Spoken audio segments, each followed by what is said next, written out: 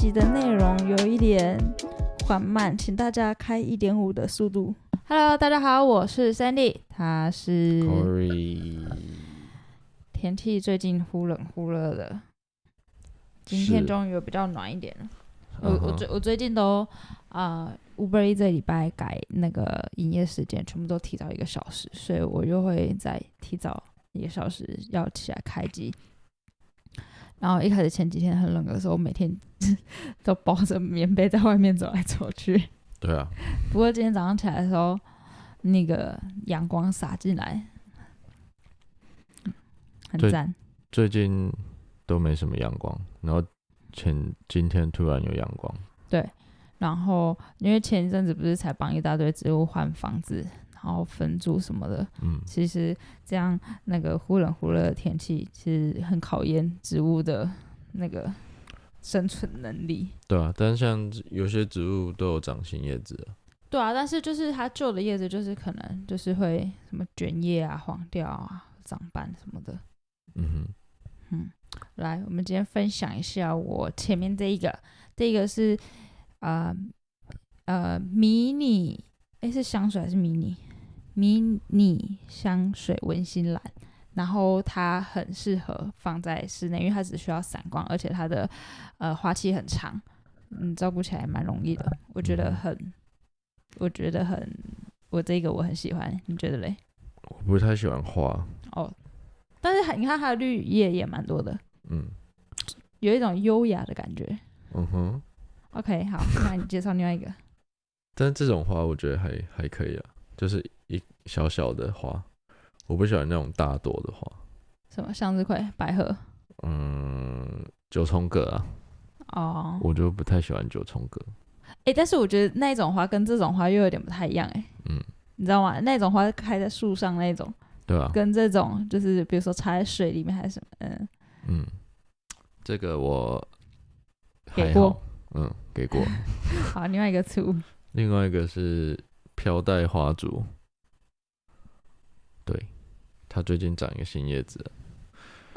对呢，为什么会变黄？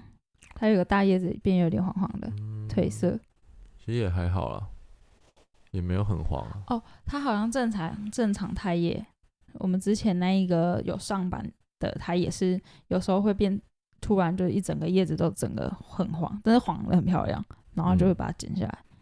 对啊，不知道，有时候就是会这样，没办法给它太完美的空间，但它还是看起来蛮开心的。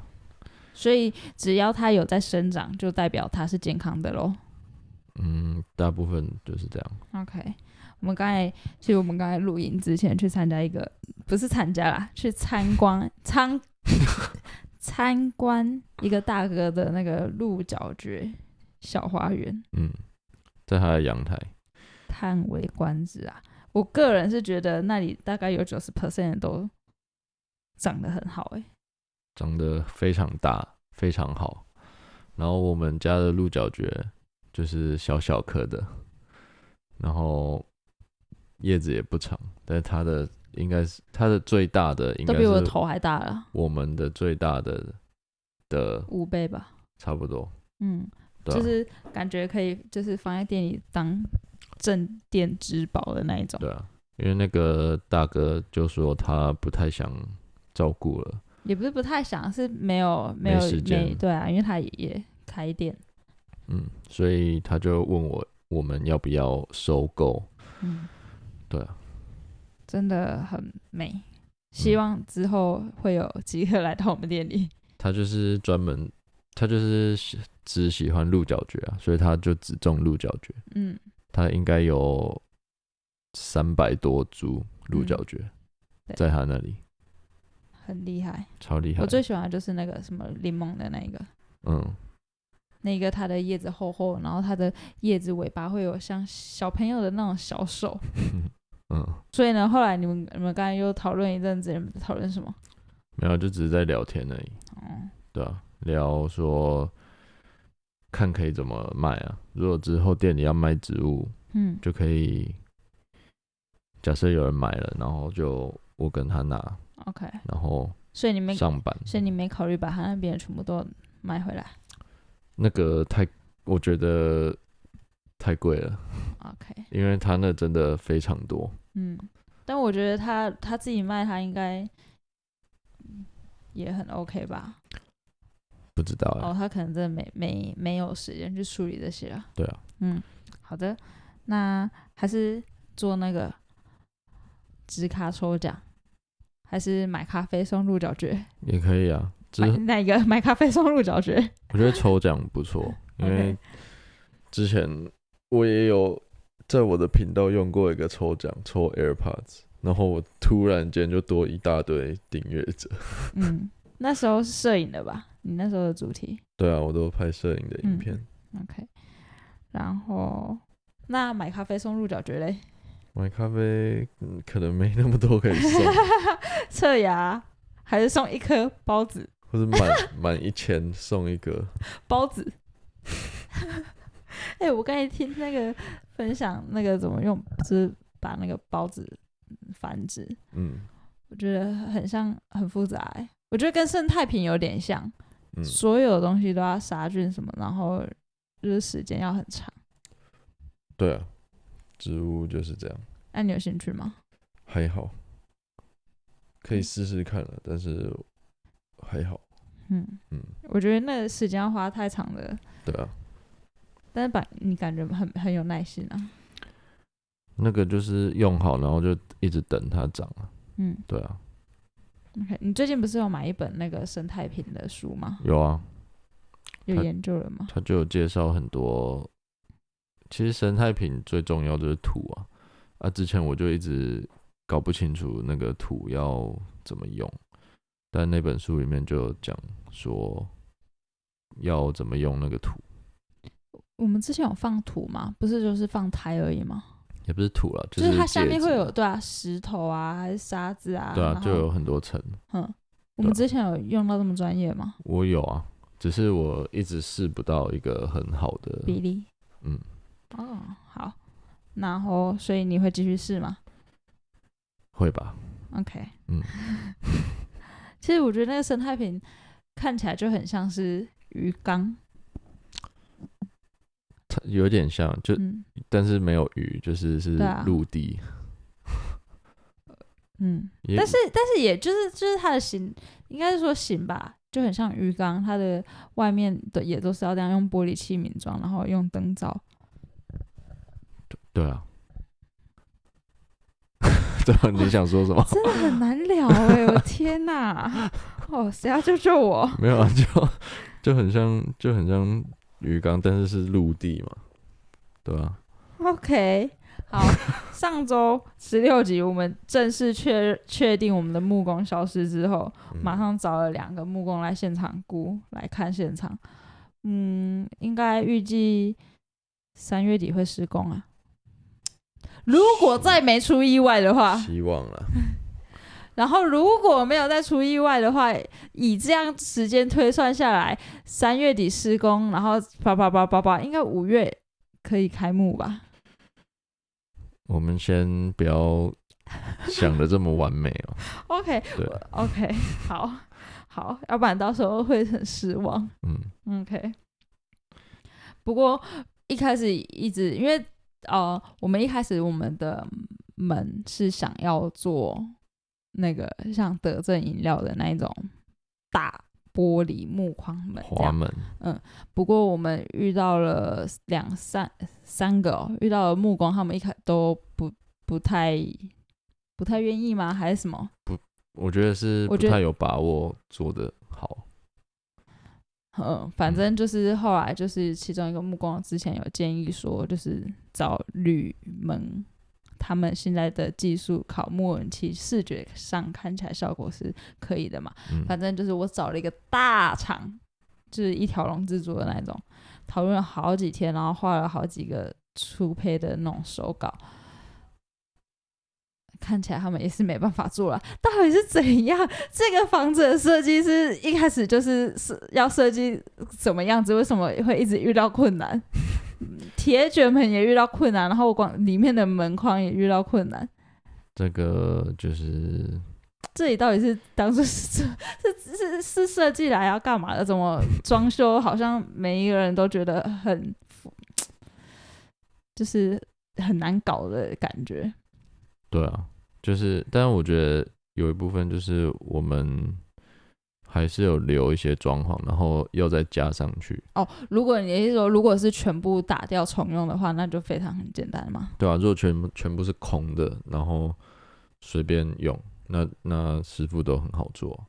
但是如果是对啊，因为我们的铁卷门后来决定不换，原因就是因为如果要换的话，要把原本很多的东西都要部分拆除，那你拆除之后还要修复。对。但是我很不理解那个铝门框啊，那这样现在这个铝门框是怎么做的？对啊，所以我觉得应该是那间不太会做。但是我们现在铝门框原本现在在用的铝门框就有问题啊。对啊，但它至少不会不稳啊，就是它至少站得起来啊。OK， 对啊，我就很意外，以前我待的那个像外面那个星巴克很多也都是用铝门框，然后玻璃啊。对啊，那怎么可能做不起来？而且因为木工他们一开始的建议是因为说铝门框比较坚固嘛，如果用木工的方式去做的话，成本比较高，然后耐用度也没那么好。但我现在看起来反而好像木工比较简单可行啊。不知道那天那个木工也说他也做不起来啊，他也要上面就是上面的部分把它变得很小，它才会那个门才会稳定。好吧，我等一下再努力一下，不然如果下周开始拆的话，我们就一阵子都没有门了。对啊。OK， 好，我等一下再努力去研究一下。然后，我们这一周没有去跑咖，你有发现吗？有啊，我有发现。啊，为什么？因为你怎么没有说要去？因为都在忙啊。哦，对啊。是啊，那个我们最近产出了蛮多那个小影片的。小短片，算是一个小实验。如何来分享一下？你觉得制作这种长影片跟小影片心路历程，分享一下。就还有效果。没什么心路历程啊。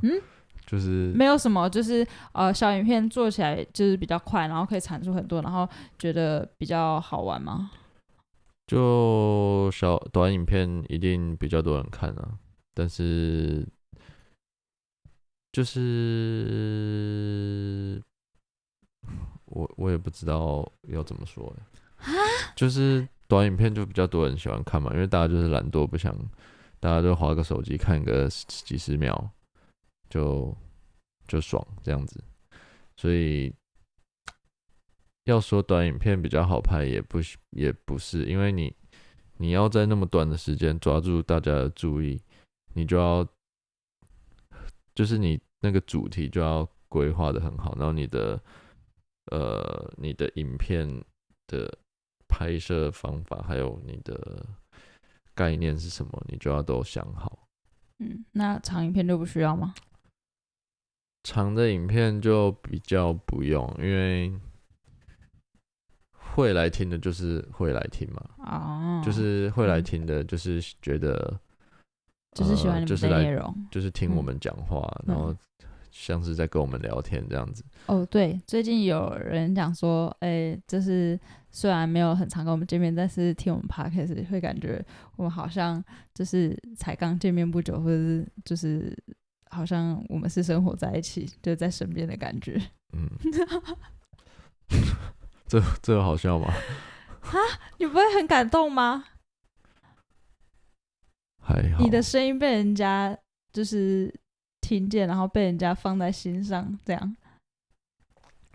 我不会很感动，但是我接受。Oh my god！ 好啊，对啊，短影片就是这样啊。那之后还会有短影片系列吗？应该会啊，因为我觉得我们 IG 就是要一直有活动。就是活动的意思就是一直有动静。不能太久没发文还是什么。OK，所以就是一直提醒大家我们存在，然后我们在经营咖啡厅，那个潜移默化的植入到大家的脑袋里面。对啊，而且我就是为什么会开始要做这个，就是我看到一个影片，然后他就说，但我不知道大家会不会想听的，这有点无聊，但是他们就说做行销啊，或是拍影片这些的，就是你会想，就是你的目的不是要让大家知道你在干嘛，你的目的是要让大家认识你，然后喜欢你，然后信任你，对吧？对啊，就是你要卖的东西，或者是你正在就是卖的产品还是什么，就是那个不是重点，重点是你要让人家认识你这一个人本身跟喜欢你这个人，所以之后你不管做了什么，然后你的支持度就是一定会有的。对，就是不是因为你的产品多好，是因为人家喜欢你这个人。对啊，就是你会记得的东西都是跟你情绪有连接的东西。但是如果好，那随便问你，你在 IG 上面上一个看到的广告是什么？哦，不管我有没有买吗？对啊。哦，我刚才看到一个香氛蜡烛的。哦，然后那再前一个？前一个应该都是居家的吧？居家就是卖什么椅子还是什么沙发的那种。哦，好。你的表情怎么了？我不知道说什么了，因为那不是我要的回答。阿爸，你的广告是什么？我不记得啊。哦，就是我是想要你说我不记得。哦，反正上一个广告就是在 IG 看到的什么，我自己是不记得啊。你知道为什么我会记得吗？因为我刚才才跟我工作的同事在讨论那个广告的问题啊，所以我刚刚有特别去看一下我现在手机出现的广告是什么。好，因为网红他们不是每天都在卖东西，他们平常都是在分享日常生活，但是他们会接到团购还是什么，然后他们才会卖东西，就会不定时开团。但是通常他们开的团会去买的人，不是因为那个东西而去买，而是刚好就是你喜欢这个网红，你喜欢他的分享，然后你也需要这个东西，然后你才会去买。并不是说那个产品你本身就认识，或者是你有多需要那个产品才去买，你是因为透过这个网红你才会去买这个东西。对，其实我也不是很了解这个啦，但是我就是听到说我们就是目的是想要让大家喜欢我们啊，我每天在信任我们啊，我每天在那边一直骂，不是骂，就是一直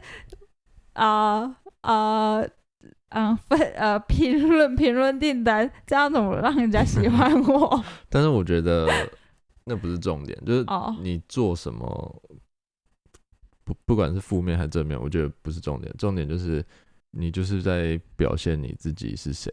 哦，对啊，我真的是100%的真实呈现。就是像有点，就是我原本以为是需要给大家看我们的。我可以把咖啡拍得多好看，用什么灯光啊怎样的，然后多花多少心力去布置啊什么的。但是我们花了可能5分钟拍了那几个很短的影片，然后就比起我花2个礼拜拍的一个影片还多人看。然后我觉得重点就是重点是我路径的多寡啦。好，这可能是一个。另一个就是我们就是有点把它当作是在交朋友，就是你的观众有点像是你的朋友，然后像阿莫在这里，或是哪些朋友在这里，你就是表现那样，所以你才会交到这些朋友嘛。你前天在短影音上面呛我说，所以你是不是没有朋友？那个还没出来哦。没有，现在出来。那个出来，那个大家看到。OK。好，但是你知道我意思吗？就是真实呈现啊！我是平常是怎么跟朋友互动的，我在镜头前面就是怎么互动。就是大家就想要看你到底是什么样的人。然后你不是，就是不管在哪里，学校还是哪里，就是你不是每个人都是你朋友嘛。但是你朋友的人就会过来你这里啊，因为你就是你自己嘛。所以你要做的就是不是你要做，是我们要做的，就是把我们自己表现出来。那这样的话，你就把我们家那监视器全部都开24小时直播不就好了？这没有人要看吧？搞不好哦，我有很多粉丝呢。不过最近那个影片出来，真的是蛮多朋友在私讯我的，就有时候就会有一些人就会常说，这系列不错看，这系列好笑。对，就是我其实那时候在想这个概念，我想了很久，就是我应该有坐在这个东西上面做了1-2个礼拜。哦，真的哦？你这个短影音你有想哦？我想了很久，然后我一直在想要怎么用更好，然后我也有问 ChatGPT， 然后我有叫 ChatGPT 帮我修，然后我就一直问他不同的问题，然后他就一直会给我不同的答案。哦，所以你是跟 ChatGPT 讨论的？也不完全是，但是有很多东西是我一直给他东西，然后他丢回来给我，然后我再去想，然后我再一直这样。我最近我看那个最后一站，那个他脑中的那一个人，就是跟 ChatGPT 有点像，就是他也是养出来、训练出来的那个 AI，然后最后他可以取代你，然后帮你整啊！我不会破雷，你还没看完，对，我差点讲出来。不是，现在也没有人知道你在讲什么啊。OK， 但是你知道啊，我现在在跟你聊天嘞。哦，好了，我差一点就破雷了。OK， 好，爆雷不是破雷。OK， 所以，那你现在手上还有很多库存吗？我们大概什么时候要拍一下那个短影音？就大概过几天就要拍一些。但是每次拍一些，现在应该已经拍到下礼拜啊，所以你现在设定是每天都有吗？1个礼拜6天会有。哦，那一天是怎样？就是不用每天了。6天跟7天是差在哪？就是你不用这么多量啊，剪影片也是要时间的好吗？不是啊，6部跟7部有差吗？你又不是你又不是设什么好试试看，就是2天1部跟每天1部这种有落差，你是设定6天然后休息1天。对啊，这样是要看出什么？有什么？你是在实验什么吗？我没有啊，我就对我来说6天就等于7天，那就少1天啊。我就不用剪那么多影片了。OK， 好，然后我们问一个问题，你最近有遇到什么有趣的外送员吗？上礼拜是遇到那个这边恰恰丢的，害我也跟着恰恰丢。有啊，我最近遇到一个蛮好笑的，就是一个我不知道他是不是高中生啊，但是他看起来有点年轻，很像那种高中就会有很多女生在追的那种男生，然后高高的，然后会打篮球的那种。你在说你哦？不是啊，高高会打篮球啊？然后就是反正就是你知道我在讲哪一种男生吗？不知道，就是不是啊？你又没有很多人追。我不是在说我。你说高高的，然后跟打篮球，我是说就是那种高中生，然后感觉就是高高的会打篮球，然后帅帅的，然后就是会有女生喜欢的那种男生。就是外送员就是那种人。我没有说那是我。OK， 你就要多一点形容词啊，不然我以为你在形容你自己啊。我没有啊，我从头到尾都没有。好，反正就是外送员就是那样，然后他就是看起来有点像高中生，但我不知道他是不是高中生。但是他穿着大明高中的外套。然后他就骑机车，然后他就找不到我们在哪里。你是太晚下去了吗？没有啊，他就找不到，然后他就转来转去找不到，然后他最后他才看到我们的招牌，然后骑过来，然后看到我，然后他就说，他一看到我他就说太小了啦。然后我说啊，他说招牌太小了啦，你可以用旗子。然后他就比那个棋子给我，就很像我听不懂棋子是什么。他说你可以用那个棋子这样子，然后我就说哦，那个我们之后店里要开了，所以现在没有店面，会有点找不到，但是之后有店面了，就很容易看出来。然后他就完全没理我要讲什么，然后他就说你可以去定制那个棋子棋子，然后他就一直比，他就一直觉得我听不懂棋子是什么，然后我就说你的脸就是很让人家常常都会觉得你听不懂别人在讲什么然后我就说我知道，但店快开了嘛。你重复第二次哦。对啊，但我就说啊，店没关系，店快开了嘛，就棋子就不用了。然后他就觉得我再讲一次好了，你就去定制那个棋子，应该不会太贵吧？他就说那个价钱应该很 OK。然后我就说店快开了。这样你们两个都很坚持哎，我快笑死了。然后最好笑的是他最后他就笑笑的，他说好啦，我尊重你的决定啊。然后那时候不是，那这样他代表他有在听你讲话有啊。然后他那时候都一直坐在他的机车上面，都没有来拿那个咖啡。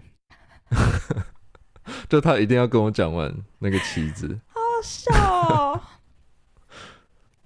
这就是我最近遇到的，不知道是不是高中生，可能是夜校生吧。我记得他们好像有夜校。但是高中生要有驾照也是要高3吧？对啊。然后但我遇到的是我这几次你有没有发现，自从你上一次也是跟我一个那个深夜，没有深夜啊，我们的深夜大概是10点多，深夜 talking， 你在那边跟我讲那个上一次我们 podcast 提到，就是我为什么要那么急那个订单的事情。你有没有发现这个礼拜都不疾不徐？对啊，那时候讲了什么？你就讲说没有，我就问你说你会不会很害怕跟我一起工作啊？就是我的工作模式就是很像你之前拍，就跟他之前不是有拍一个那个招牌制作那个影片，然后你就有偷偷侧录我在做订单的时候。对啊，就100%就是那样，就是我嘴巴会一直念，然后东跑西跑的，然后很急。对啊。然后你那一天就在那边说，我其实不是很紧张，订单做不出来，我也不是很紧张，没有人帮我还是什么的，我只是需要，就是因为那一天你出去帮我买，不知道是买什么材料还是什么，然后那时候你不在家，然后我连续接到2个订单，然后我打电话给你，然后要你赶快回来，然后你后来事后你就跟我讲说，我其实不是需要一个人来帮我。那你是需要什么？你就说我是需要有一个人知道我2个订单还是什么吗？你忘记了对不对？我应该是说，我有点忘了，但是我应该是说，你不是害怕你做不完，你应该只是害怕别人不知道我很忙。不是，我不是讲这个。我忘了反正之后就是那个，还有因为我每次那个都被那个订单声音吓到还是什么，然后我就会就是靠腰还是什么的，然后你就会为什么要这样？就是订单来了，你其实心里是哦耶，订单只是你没有讲出来，但是我就一定要讲出什么东西来，但是我的那个声音或是那个情绪都是比较负面的。对啊，就是你明明很想要订单来，但是你一来了，然后你第一句话就是骂靠腰。那为什么要这样？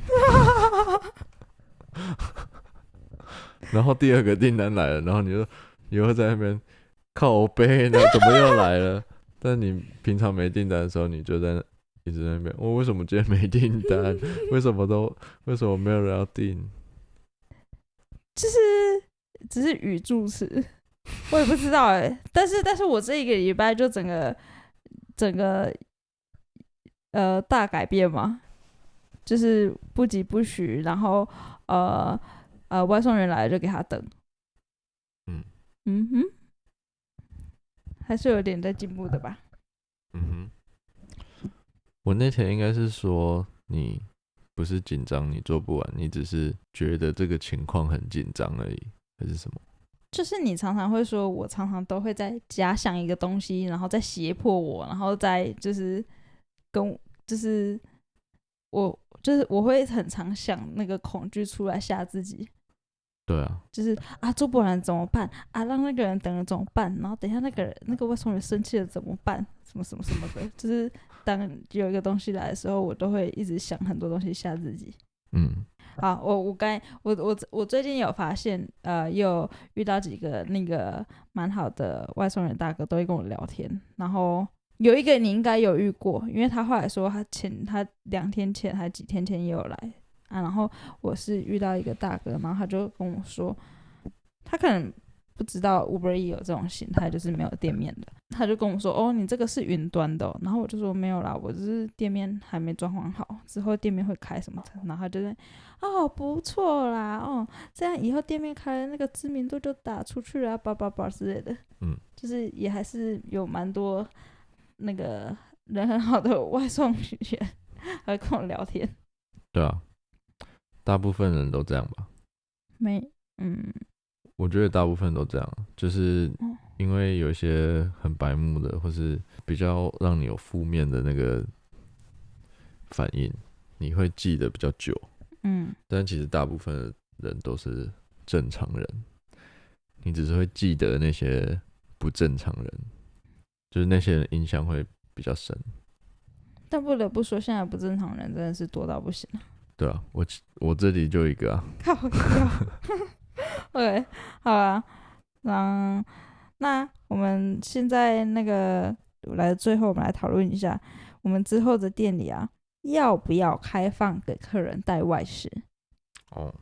这个问题没有，因为我们不是也很常去跑咖，然后就是也会遇到一些店家就是规定比较多的，然后有一些是没有规定的。不过如果像是拍摄好了，有一些就会直接明文禁止拍摄，但是有一些就是会写说 OK， 不要影响到客人这样，但有的是完全没写。但是不管怎么样，如果我们去拍摄，我们都还是会尊重一下店家，然后会问店家说这边是不是可以拍摄，然后他们有什么就是规范还是什么之类的。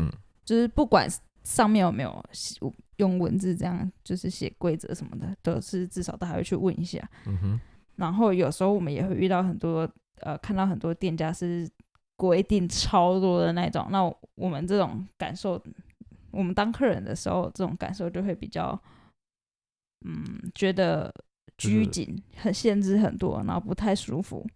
但是我们也知道这个就是每一个店家他想要吸引什么客人，他如果很不喜欢这一群客人，那他就把它规范出来，他就是很明确的把他的目标客群筛选掉了。那你呢？以后你的店关于带外食这个部分，我自己对外食是唯一的那个不好的地方，就是不要留垃圾给我们收就好了。那你是可以接受他边喝你的咖啡，然后再吃外面的食物吗？可以啊，就是你不要把它用得乱七八糟嘛。如果它掉屑屑在地上嘞？那就有点像垃圾啊，不是吗？对啊，但是好，如果今天这个人来，然后 OK， 你的规定是 OK， 只要自己把垃圾带走，那我们是可以接受的。那如果好，他掉，比如说吃面包好了，那他掉面包屑屑在地上，那他不觉得这是垃圾啊，这就是屑屑啊。按内嘞，你会他走出去，然后你把他叫回来，叫他把地上的那个面包屑捡起来吗？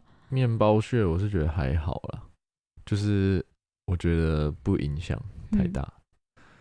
但是如果是很像什么太阳饼，然后那个就有点夸张了。但你看，你这样不明文规定，那这样你是不是造成很多模糊空间？你今天设定那个麦当劳汉堡可以那个太阳饼不行，葱油饼可以，臭豆腐不行。对啊。你为什么不一开始就直接说我们不接受外面食物？可以啊。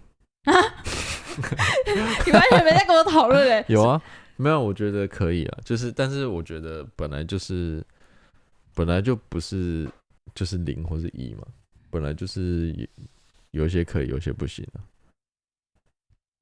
不是0或是1，所以你的意思是说，如果我们规范了不可以让客人带外食进来，但是你还是可以接受偷偷带来偷偷吃的人？不是，我不是这意思。我意思是说，就是一定是有一大堆食物是我可以接受，然后一大堆食物是不能的，也不会一大堆，但有一些食物是不能的，但是你就只能用一个就是规定来把那些全部的东西都用掉。对啊，例如禁带外食啊。所以你现在是可以同意我们设一个规定是禁带外食吗？我同意啊，只是我只是讲说我自己，我不在意，你不要留垃圾就好了。那我现在跟你说，就是会有很多可能发生嘛，不可能叫做不留垃圾啊，就是我刚刚讲的那个面包屑还是什么，这就是垃圾啊，有可能啊。对啊，所以如果我们之后不限制客人就是带外食这件事情，那有客人就是给我地板掉满地垃圾或者什么，你要去清哦。本来就是要清啊。我是说你要去清哦。就是会跟那个客人说，不要掉的到处都是嘛。OK， 那为什么你能够？但是你不觉得，你来到外面，就是我们去咖啡厅，我们不会带食物去咖啡厅吃啊，就是对啊，就是为什么你有办法接受？我就觉得这个是一个礼不礼貌的问题啊，不是说我们今天是电影院，还是说我们今天是一个非公餐吃饭的地方，然后你带东西来吃，我们是就已经在卖喝的卖吃的，然后你还带别的东西来吃。对啊，那这就是礼貌不礼貌问题了，不是吗？对啊。但你为什么还可以接受？因为有些你想太慢，但是你不觉得这样会吸引到很多不礼貌的人来吗？我觉得不会，我觉得不会吸引不礼貌的人。我觉得大部分人都是有礼貌的，就是因为你现在他这个人是不是没有被服务业摧残过？大部分的人都是有礼貌的。没有，我跟你说，你就是会记得那些负面的人，然后正面的人你就会忘记他。因为我们把正面的人当理所当然。就是正常人，就是你不会记得嘛，但是你不正常人你就会记得啊。但是你可能来了20个正常人，然后1个不正常人，你就会觉得服务业好恐怖哦，就是都会有不正常人，但你其实已经看了好几个人，才1个而已啊。对啊，所以我觉得大部分人都是正常的。好，希望以后开店半年之后我们再来请 Corey 回顾一下这个影片。OK， 所以这个开不开放客人带外食，这个是先不明文规定吗？我觉得规定也可以，不规定也可以啊。OK， 对啊，我只是说，我觉得我没有很在意。好。那再问一个问题，你觉得咖啡厅如果都不卖吃的话，可以吗？咖啡厅不卖吃的，你说我们的吗？对啊。至少要一些吃的啊。吃的是指就是甜点还是什么？对啊。那你知道早午餐店跟咖啡厅是不一样的吗？还是你觉得它是一样的东西？我知道它是不一样的我现在在跟你理清那个我们的认知，要不然我怕之后那个我们的店会有想象的一些出入，会有一些争执产生。虽然这个好像是很久之前就要先讨论了。为什么？所以你想知道什么？哦，我想知道我们是不是同一阵线的人啊？是啊。是啊。OK， 好，那我再问一个问题，现在多久了？时间到了吗？不知道。那关于宠物可不可以进来咖啡厅？要看它乖不乖。每一个主人当然都说自己的家里的孩子最乖啦，不会咬人啊。就是不知道我现在跟你讨论。我在想嘛。我不是那种你问我就随便乱回答出来的。所以代表我都是随便乱回答的那种人。是啊。靠腰嘞。我觉得可能还是不要好了。为什么？因为就是比较难控制啊，那些动物。那如果说它可能是有提笼啊，还是有那个车子的，就是像婴儿车那就没问题啊。所以你在意的点不是什么环境，还是其他客人的感官还是什么事，而是怕它失控咬伤人这件事而已就是你的考虑的点。用坏还是什么？如果把东西用坏，一定就是看谁对谁错，然后他赔啊，这样而已啊。对啊，但你就突然一个东西坏了嘛。对了，这种事对你来说一定会耿耿于怀，心情不好好几天。但我们有户外桌那就可以啊，在户外啊。但是户外有很多很贵的植物怎么办？你就叫他不要过去啊。我一开始设想是，如果你同意，户外去当然就没问题，户外就是那个你有带宠物就在户外去。但我一开始想说，你应该是可以接受宠物进来店里面的。我唯一有问题的人是我，因为我害怕就是其他不喜欢动物的人的感官，或者是那个空间可能有，如果是开冷气的话会有味道，或者是有那个有些人会在意什么毛絮啊，然后我们又是开放的厨房，这样怕会有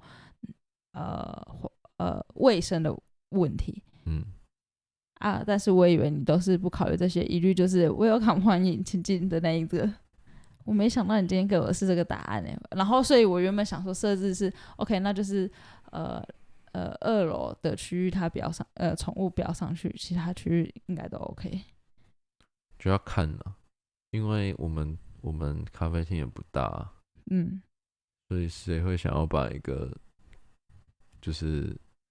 就已经很小了，然后你还要硬要把你的狗带进来。但是我们这对面公园很多人在遛狗我们这一区好像蛮多，后面那个社区还有这边的社区好像蛮多就是养动物的。我的意思是说，这个群组还是什么？这个那个对啊，但是养宠物的人很多。就是像以前你们也有养狗你也不会带它出去啊，你也不会带它出去咖啡厅啊。对啊，对啊。但是有的人就是跟狗狗很亲近的，无时无刻要黏在一起啊。就是他是小孩的，就像一个小孩这样。就是做户外。OK， 好，定案。聊到这可以吗？还是你还想继续聊？没有。OK。这一集开头先帮我补一下这一段话。这一集的内容有一点缓慢，请大家开1.5的速度。好，拜拜。拜拜。象棋在空中飞，因为它只需要1杯，期待你用心的灌溉，然后爱情种子就开了出来。阳光有点微甜，大铁洒了满脸，在春天过后的世界，藏不住是他真心的笑靥。